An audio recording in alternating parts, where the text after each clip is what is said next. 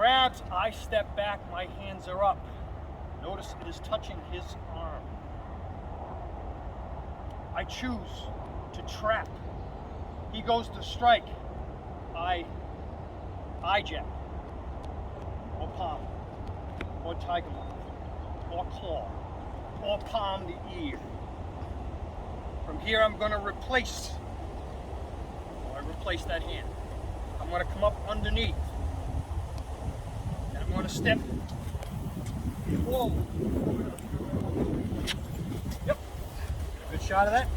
Get that arm bar. Okay, remember you're pulling outward. Pull outward. Of course, I could kick this leg out and go right to the ground, and he's going to go face first. I don't want to do that to John. So from here, I have the pressure, fingers towards the skull. I grab 2 fingers. I hold on to his forearm, placing either my middle finger or my forearm there, and I'm going to step back.